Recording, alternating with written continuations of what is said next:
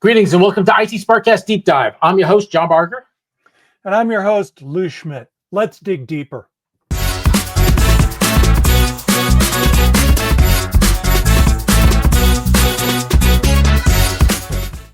IT SPARC Cast Deep Dive is a venture into topics that we feel are important, with insights, opinions, and a little sarcasm from two experts, each with over 20 years of experience working in IT or for IT vendors. In the February 14th episode of IT SPARC Cast, we discussed the UK government's demand for a backdoor into encrypted iCloud accounts. We promised to follow up on that. This deep dive is the first episode where we make good on that promise. As we dove deeper and found more information, we found a lot of ugly, and we wanted to bring that information to you. This episode covers the top level of that. So buckle up. It's going to be a bumpy ride. Yeah, it really is. And folks, so I took the lead on digging in this one. So at least John will be able to travel again someday. But I've got to say, based on my analysis so far, is it just me or is it 1984? Really, Orwell was not supposed to be an instruction manual. The deeper I'm digging on this, the more I'm finding this is stuff you really need to know about. I'm talking to both the IT audience that we have. If you've worked in security, you know that you look through your vulnerabilities, you look through technical vulnerabilities, you look through vulnerabilities in people. You need to think very, very heavily about regulatory vulnerabilities because they're here and they're real and you're probably already breached. So let me get into the details. What I plan to do is talk about the problem that lit us up the very first time, what happened there, and then who else is doing it, what is the threat, and are you vulnerable? You're vulnerable, but I'll tell you why, and what can you do about this? So I don't want to eat up your entire day, so I'm going to try to hit the high points.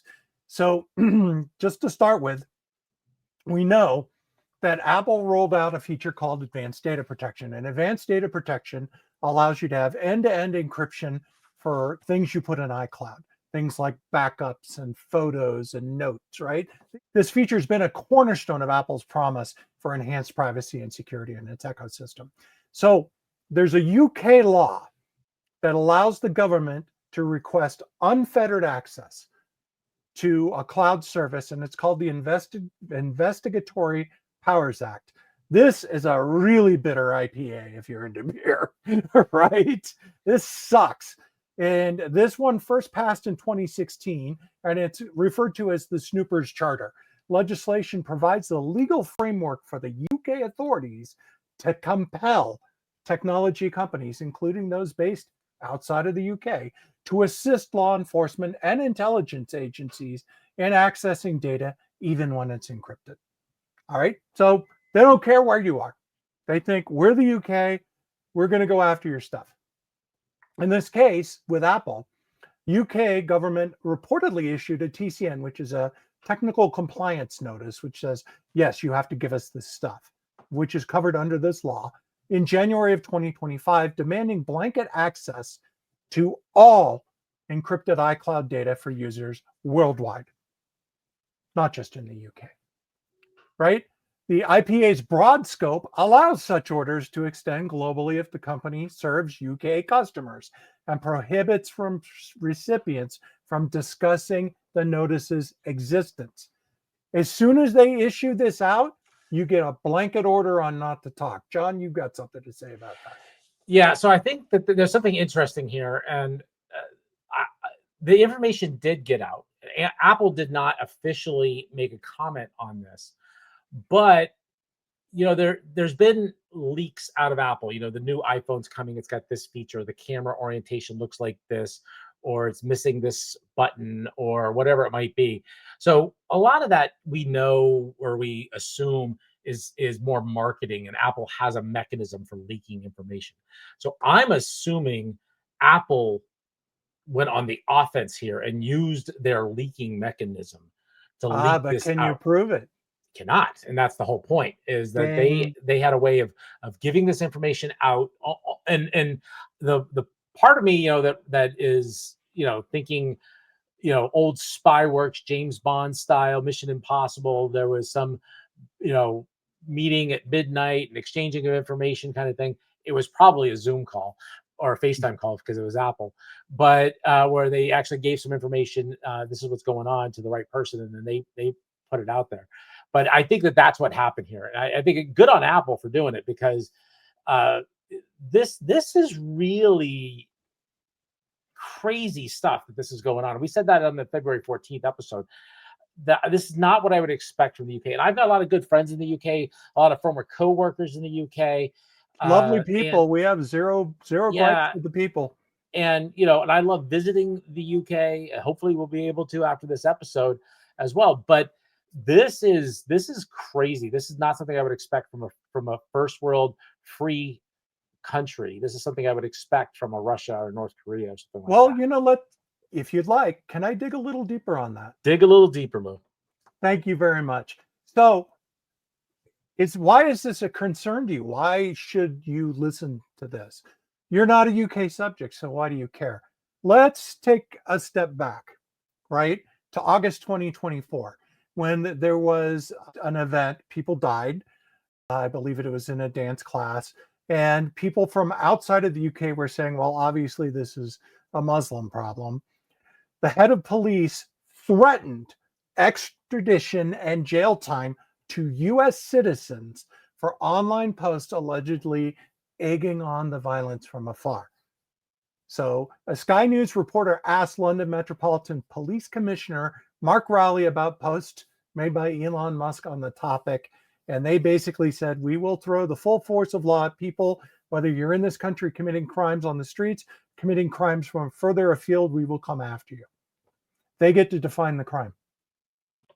So UK wants their gag order and their version of free speech, which is not, and we could go down a rat hole, but we're not going to do this, to apply to everyone in the nation, everybody in the world. This is everybody. You can't, if you're talking about the UK, you have to limit your speech. I'm going to get bleeped. Bullshit. We're not doing that. You do not get to do that. You want to have a discussion? We can have a discussion like we did in 1812.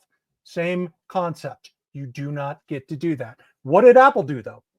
Let me talk real quick about what Apple did.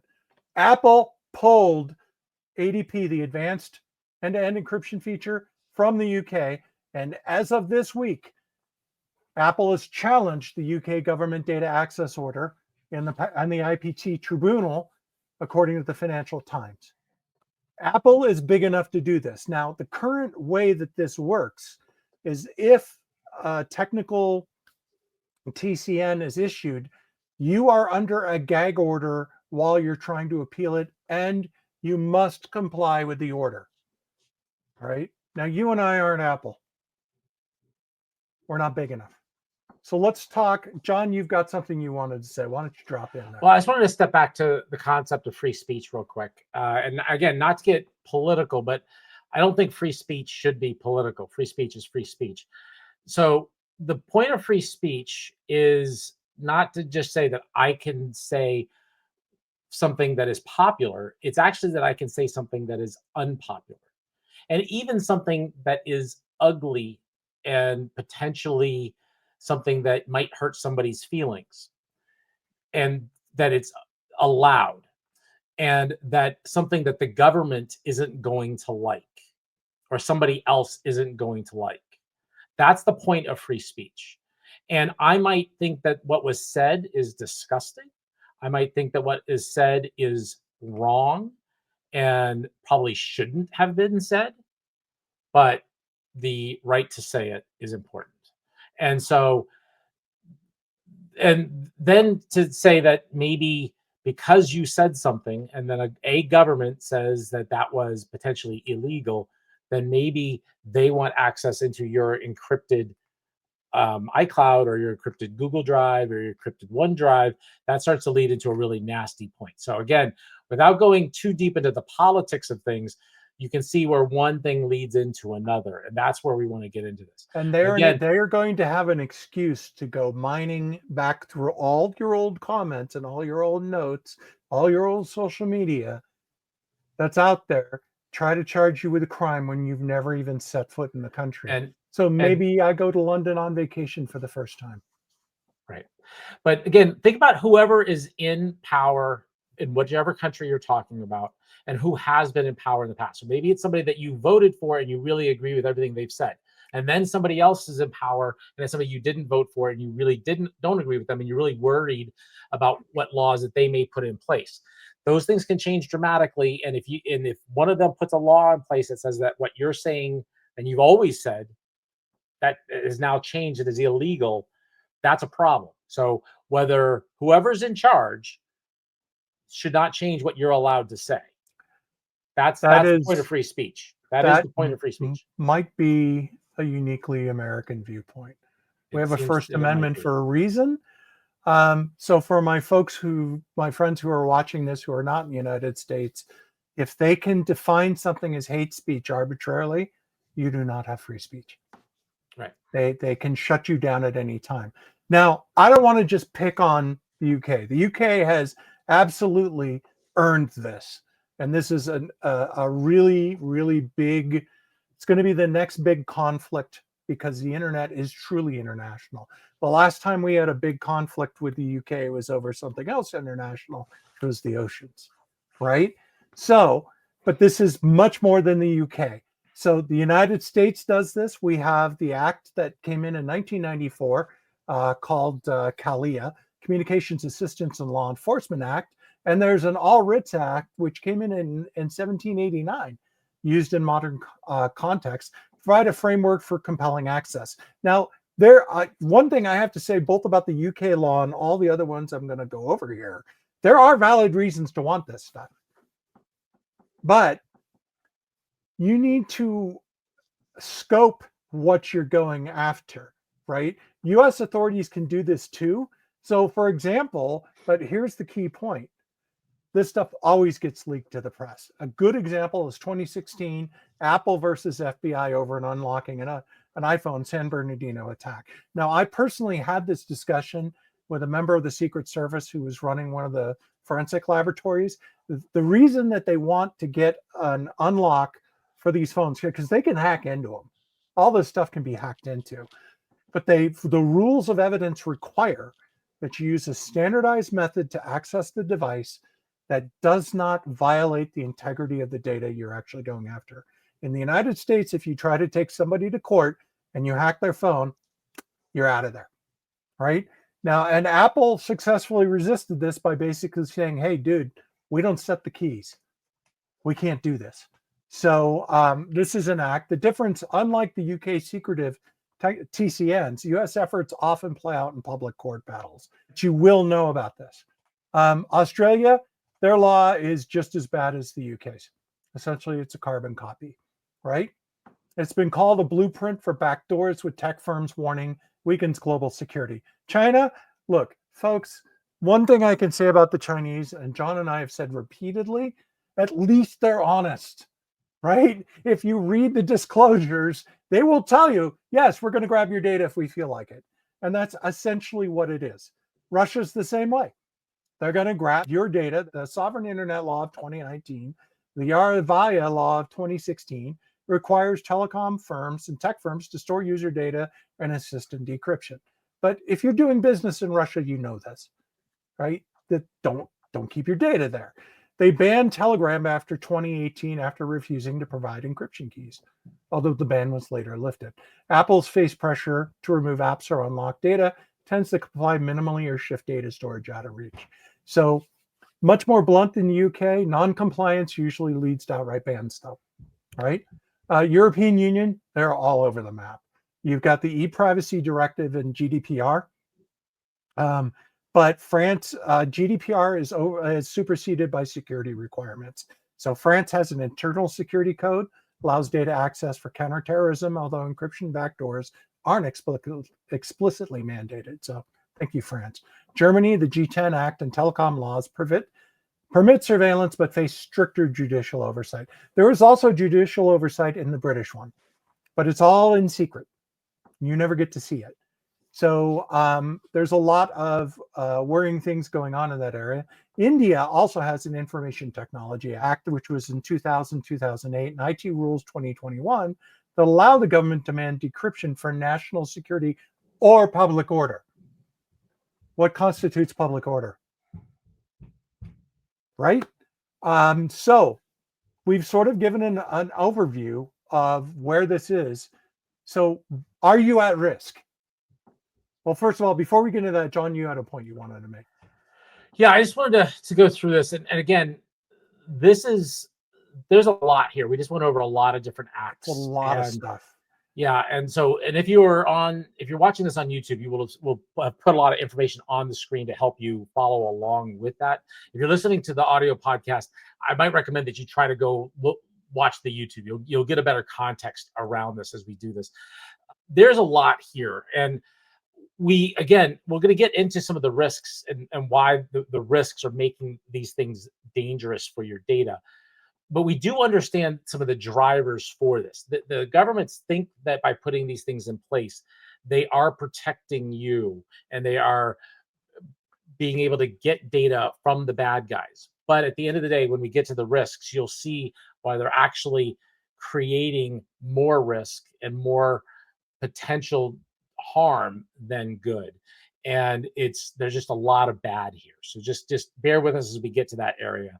Well, let me, actually, John, you made a really good point. I just went through a lot of stuff. Let me give you sort of a cheat sheet for this, right? So let's look at the key patterns here. Extraterritorial reach. The UK, US, and Australia explicitly target global companies serving their citizens, while China and Russia focus on local controller bands, right? So take that one. Secrecy. UK and Australia use gag orders like they're going out of style. EPAs. Now, the US is interesting because we know about a lot of these. The US mixes public fights with secret FISA warrants. Most of the time it leaks, the leakers don't go to jail. So you can actually fight this if you're in the United States. China and Russia don't even bother with the pretense, which I actually like. It's like, fine, I know you're going to come and grab this stuff. It will sort of shape my response to this, which we're going to get into. So tech response that we've seen pattern-wise, companies like Apple resist where possible, UK and US, but comply where resistance is futile. China, right? They have the China-only data store, or negotiate, EU. The UK's IPA stands out for its explicit backdoor provision and global ambition, but it's part of a broader trend. Governments worldwide are grappling with encryption as a barrier to surveillance. Each are tailoring their approach to legal traditions and political will. So one thing I got to say, I'm about to talk about the risk. Are you vulnerable to this? You must assume you've already been breached. For every Apple, not every company is as big or as widely loved as Apple. Apple has an incredible presence in consumer space, and their reputation is their top priority. They are going to buck this.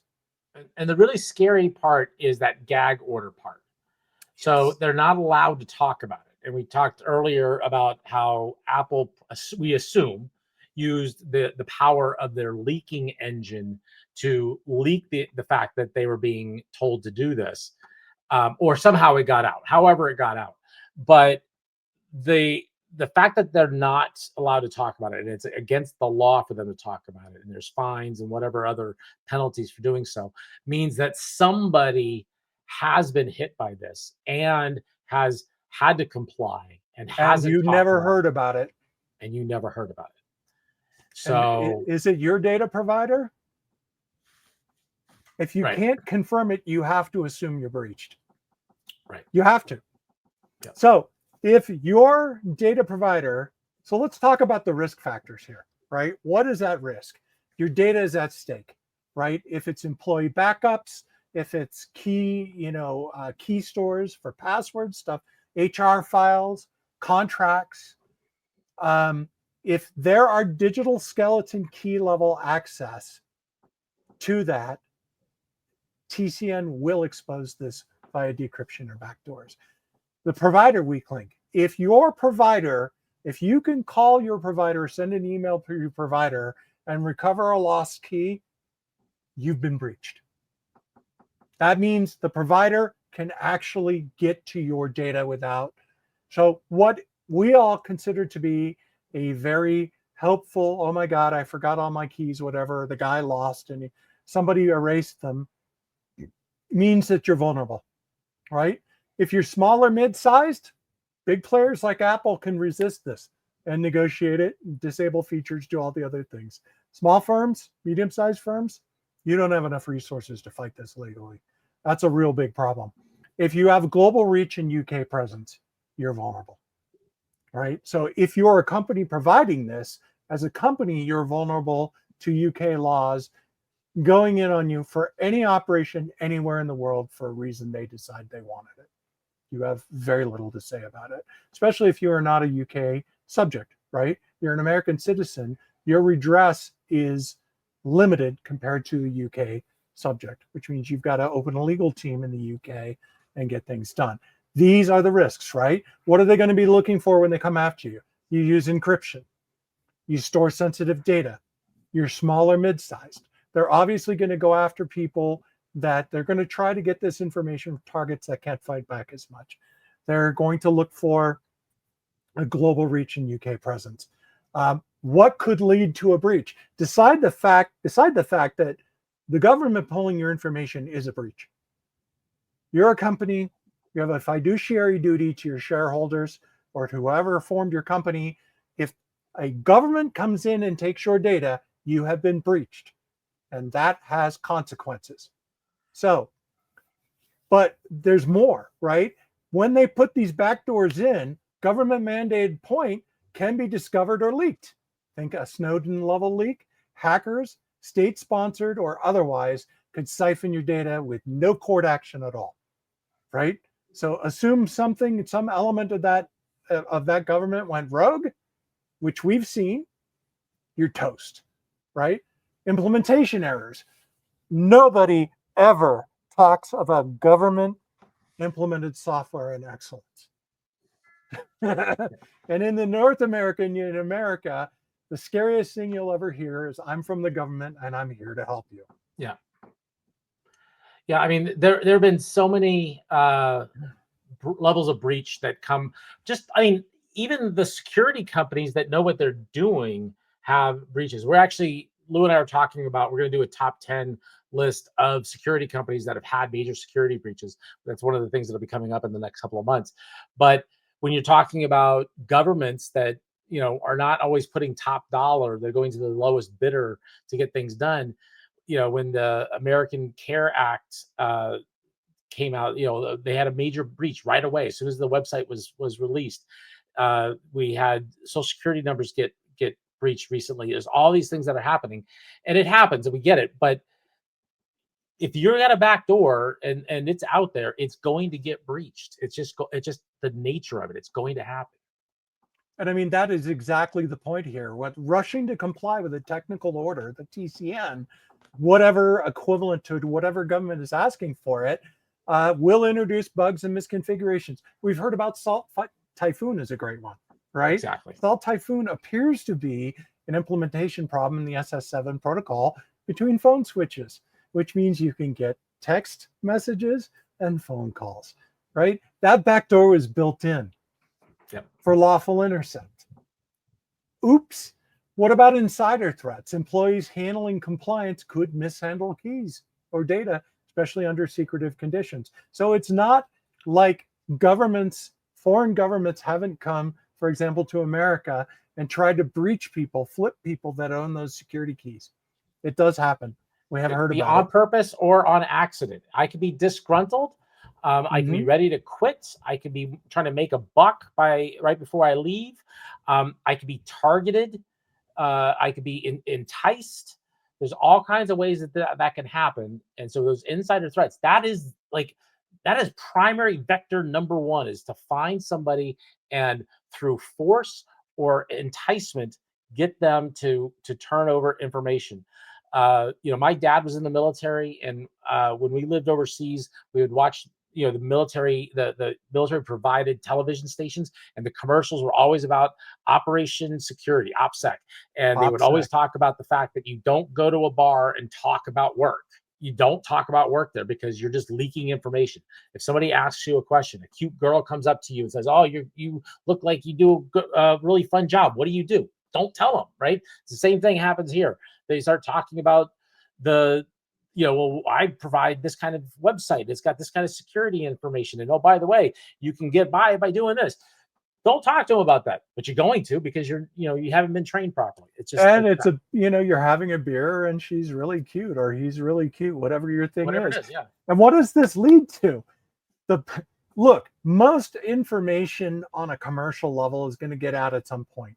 100%. Right? It's going to either, the information has a shelf life, and at a certain time, you're going to launch the product or kill the product or change the code or whatever. The problem is you need it to come when you want it to come. If you're a company, this is your risk. Reputation risk is the biggest thing. Reputation fallout can absolutely kill companies. So this is why you have to pay attention to this. On an individual level, they can come after you and cancel you. Where do you go to get your reputation back? It is a very, very dangerous thing. So we've established, you're probably screwed already. What can you do about this? All right? How do you mitigate this risk? One thing is, you're not doomed. You are not doomed, but you need to be proactive. So these are some of the things that we want you to think about. Asset exposure, right? Make sure that you do not process any data that you consider unacceptable to release in the UK or Australia right now. Keep an eye on the United States. If you're in Russia and China, maybe even India, you've got to be really careful, right? If it's in the country, they can come and get it. So make sure it's not in the country. That's the number one thing. Segment your data. Make sure it's in a place where you, like if you're a UK citizen and you're worried about this from the opposite side, that's a valid concern, right? Make sure your data stays in the UK and not in the United States if you're worried about that. Because if you're a native citizen or subject of the country you're in, you have a lot more options to deal with this. So I'm just going to interject on that one because I think there's something that's still unclear. So we know that Apple has pulled their advanced data protection feature out of the UK. It's unclear whether that's going to fully satisfy the UK government's requirements here. Because again, nobody's talking about it. Apple's not talking about it. They can't talk about it. So we don't really know. And the question is, what did the UK government want? Did they want access to UK citizens' encrypted iCloud data? Or did they want access to the encrypted data for potential bad actors from outside of the UK that might be impacting the UK? And if that's the case, then what Apple's done has not satisfied the needs or the demands of the UK government. Now, that means that the UK government will have to jump through more hoops to get what they want. Well, it means that the UK government is now going to have to go talk to the United States government. If it's a United States citizen, yes. If it's a United States citizen, and this is the right way, right? Because when we're talking about limiting encryption scope, it's if you have data at rest inside of, we're using the UK for this example because this is pretty egregious, and we actually found out about it. You should, if you're leaving information at rest in the UK, it should be as little information as you can possibly get away with. Right. And anything connected to that operation inside the UK, whatever country is going after you, should be firewalled off from all your other data. Different encryption keys, different stores, different physical locations, the whole thing. One of the reasons this is becoming a really big problem now, it's been a problem, but it's becoming a really big problem now because of the cloud, right? I had this discussion with the guy who cut my hair this week. The cloud. What is the cloud? I said, you could be streaming. Well, it was a great discussion. If you want to focus down on what you're doing here, this is talk to your barber, right? This guy didn't know about this stuff. And I'm like, okay. We were watching a TV show that was being streamed from a data center somewhere. I said, well, it could be streamed from a data center in Washington State, or it could be streamed from a data center in Virginia. Or in midstream, it could have moved. We have a way to do that. That's the cloud. Where's your data? You don't know. You don't care. You got to start paying attention. Yeah. If this is corporate data, you need to know where it is.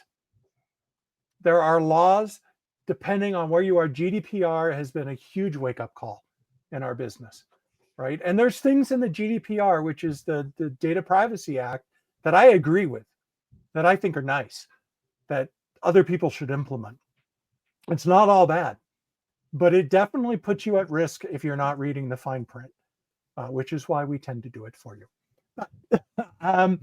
And so we're talking about, how do you do this? Robust security, if forced to comply, over-engineer your defenses.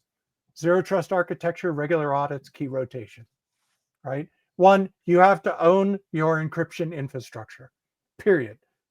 What's a good example of it? Do you use a password store? I use 1Pass. Why? They cannot recover. If you lose your keys, your data is gone, right? That is what you need to be looking for in a data service. Legal pushback. If somebody is pushing on you and you find out about this, you're a service provider, and you find out about this, you need to get legal representation in the country that's doing it. You can't monkey around. That's why they go after the small and medium businesses instead, if they can possibly help it, because you don't have the resources to fight back. But the other thing is, when you talk to so let's say you're a provider, this is one thing, right? If you're actually a provider like a Google and Apple, you're a SaaS company that's doing the cloud service that's also in the UK, this robust security applies to you. Legal pushback applies to you. Transparency, wherever possible, is absolutely a godsend to you, because the biggest challenge you have here is your reputation. Related to that, there's something that I'm going to look into, and we'll talk about when we do the next episode on this topic. There is a concept that's been used before that's called canary pages. So canary is a term related to mining, and the canaries tell you if you were in an area where there was dangerous gases. The canaries would be impacted by the gases before the humans, and then you knew you needed to get out. So a canary page is something that, if an event happens, a company would change the canary page, or an individual would change the canary page, and that was an indicator that an event happened. And hi, folks. This is John from the future. As I'm editing this video, I did a little research. The term I was looking for was a warrant canary page. And I looked at the Electronic Frontier website, and a warrant canary is a colloquial term. So it means that a company would regularly publish a statement or a website or a page when they did not receive a legal process. So in this case, let's take a fictional company that would be similar to Apple.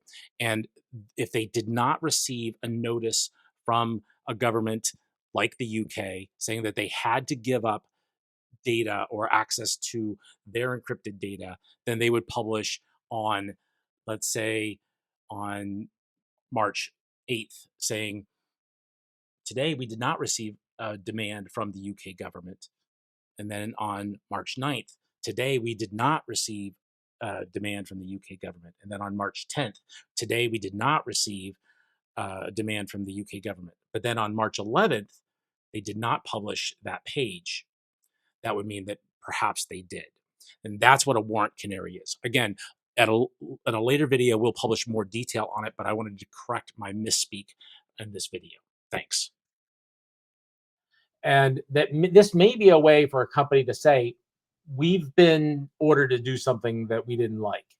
So I'm going to look into the legality of that. And again, we're not lawyers, so we're not going to give you legal advice. We don't even play one on YouTube. Right. But it's something that will give you like some guidance, and then you need to go figure out whether it's legal for you. Because even if it was legal for us, it may not be legal for you, depending on where you are. But it's an area that I think could be useful as we're going down this path, as we're trying to figure out how to best navigate these waters. So it's something I'll look into. It's something I had heard about from another group that was talking about this. But it might be a way to get that transparency out there for you if you're a provider. That you might be able to provide some transparency. And this actually really plays into your mitigation, right? First of all, if you're listening or seeing this for the first time, this is T-0. T0. You need to get on this right now. You're breached. Okay? You need to get on this right now. What do you need to do? Prep now. Ask your provider their TCN stance, right? So if you're using Google, if you're using Azure, if you're using AWS, if you're using these people, what is their stance? Also, seek indemnification. You're putting in contracts with these people. You're not big, but they are. Get them on your side. And what you need to do is get something in that contract that says, in the event of a data breach caused by something like a TCN, you, my provider, are going to be held responsible for it. Right? And their response to this is going to teach you a lot about whether or not you should be using them as your provider. Also, if you're going to do business, if you're going to have satellite offices or you've got friends, consult early. Talk to a legal counsel in that country, find out what the rights are. You'll find that they are far less or far more constrained than if you're in America. That's what we found going through this whole thing. But you do need to know. Segment your data, segment your encryption, segment your infrastructure. We've talked a ton about virtualization and virtualizing data. Almost since the dawn of networking, everything has been about sort of setting the collision domain. Think of the collision domain for your information. Do not expose information that they can get to on that service beyond what you have to. And the last, I'm going to say once again, contracts. So I'm going to sum it up for you. There is an incident. This is happening. This is happening as we speak. This is not a joke. Second, you are at risk. If you haven't been breached yet, you will be through this. Third, there's things you can do about it. Own your encryption, segment your data, negotiate with your providers, and make sure that they have a way to let you know if something's going on in a way that they can do it so that you can take action. Now, we're talking about the worst case scenario here. There's a lot of good reasons, law enforcement reasons to ask for these things. John and I are in the United States of America. We're watching what they're pulling up right now as they go through the government files. It would be pretty accurate to say that John and I don't entirely trust our government. Nor should you, right? Nor should we, right? Yeah. We don't trust the UK government either. Nor should you. Exactly. Or Russia, or China, or anywhere in Europe. I have a friend who does intelligence at military intelligence level. When I asked him about this, you know what his feedback was? We don't let any data rust in Europe, period. Yeah. Nothing. So before we wrap up, I just want to say that if this is your first time watching one of our episodes, we're usually a bit more upbeat. This one's a little dark. This is a little bit darker than normal. So give us another shot and go watch some of our other episodes where we do provide some of that sarcasm and fun. But this is a darker topic. We wanted to give it the gravity that it deserved. But we do want to hear from you as we wrap up this episode. Is this information that you really do care about? Do you want us to continue to go down this rabbit hole and provide more information about what's going on when it comes to your data and how to protect yourself and your company? Again, we couldn't do this podcast without listeners like you. We really do want to hear what you think. Do you have other topics that you want us to cover? Send email to feedback@itsparkcast.com. That's feedback at itsparkcast.com. You can hit us up on X at IT SPARCcast. If you're watching us on YouTube, you can leave comments down below. We read every piece of feedback that we get, and we respond to almost every single one. We also ask that you hit like, subscribe, and turn on notifications. That's really going to help us grow. If you feel that this information is useful to you and you're continuing to watch us, please pass us on to your friends and colleagues. Get them to watch or listen to us so they can get that same great information. Until next time, where we give you more information from the world of enterprise IT. Thanks for listening. We'll see you next week. We'll have something more upbeat next week. We promise.